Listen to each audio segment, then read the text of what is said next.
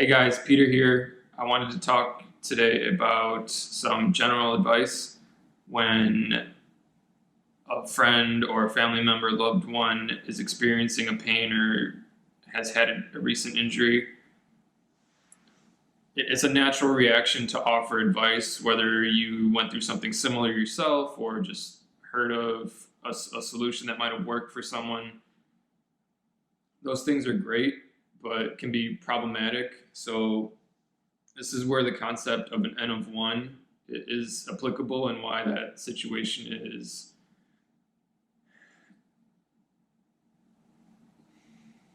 what's the word I would use? I don't want to say dangerous, but can maybe lead to some unintended consequences sometimes. So an N of one in a scientific setting means if you're doing a study that you have one subject. So there's thousands of proposed solutions or tools out there that treat pain and injuries. And to some extent, they all might have a beneficial effect because for the right person at the right time, that might have been the thing that they needed to help them. But that doesn't mean that they are completely generalizable. So if, let's say, you have an injury, you do X intervention or exercise and it helped you get better very quickly. Great. It worked for you, but that's not necessarily going to work for the next person in the door with a similar diagnosis or symptoms. So for a specific case, today I had someone, an initial evaluation at our office with low back pain, radiating down the left leg. She's been experiencing it since the holidays around Christmas time. She said that she reached out to some family members and acquaintances that had given her advice.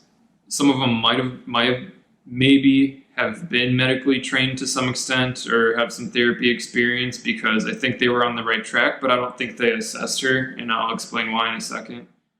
So she's got back pain radiating down the leg. It's been worsening since the holidays, essentially the last like 4 or 6 weeks. And the thing that they told her was, don't bend forward, don't sit and then do like a bunch of back bends or get on your stomach and do a bunch of press ups. And I've talked about that previously in a video, how that might be a solution. So there's nothing wrong with those recommendations and the exercises themselves, but I think they were applied ineffectively because one, it led to a lot of fear for her. One of the first things she said to me when we were going through the history in the interview was that not that I can't bend forward, I'm not allowed to bend forward. So based on the conversations that she had with whoever was close to her that had given her that advice was, don't bend forward because it's dangerous or it's bad for you, something along those lines. So it wasn't that it necessarily hurt her to do it, but she was scared to do it because she thought it was going to hurt her. No, I don't think anyone actually tested it. So that's why I think it's important, if you have a loved one that's going through some sort of injury or has some sort of pain, go ahead and offer them your advice. Like, obviously I don't want to keep you from doing that. It's a way of showing that you care about the person, but maybe offer in that recommendation that they go and get evaluated by a physical therapist, a physician, somebody with some professional training, so that they can assess whether the recommendation that you made is appropriate for them or not. Because the trouble with an N of one, a subject of one, is that you might have essentially gotten lucky in finding the thing that works for you, but then there's also 10,000 other things that you didn't try necessarily that didn't work for you, and maybe one of those things for this person is not going to work for them, and then they might lose faith in exercise. Potentially they might try the wrong one or something that's ineffective for them, not necessarily the wrong one.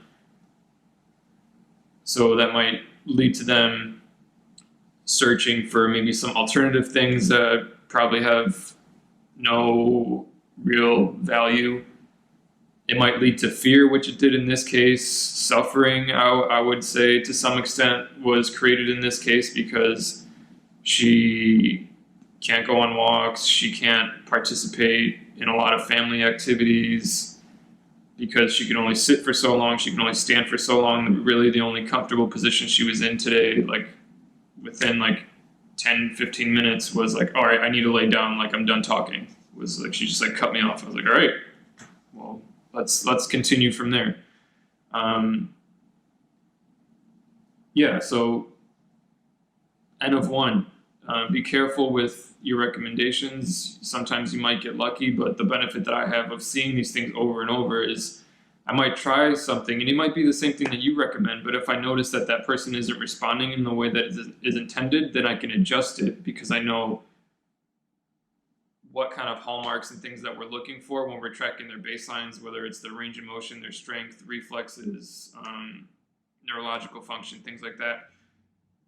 Those things should all be trending in a certain direction if we're talking radiculopathy like we are in this situation for things to get better. And sometimes that might seem counterintuitive. So for somebody that has back pain and radiating symptoms down to the leg, sometimes avoiding bending forward and sitting and back bending is the solution, but it wasn't in this case.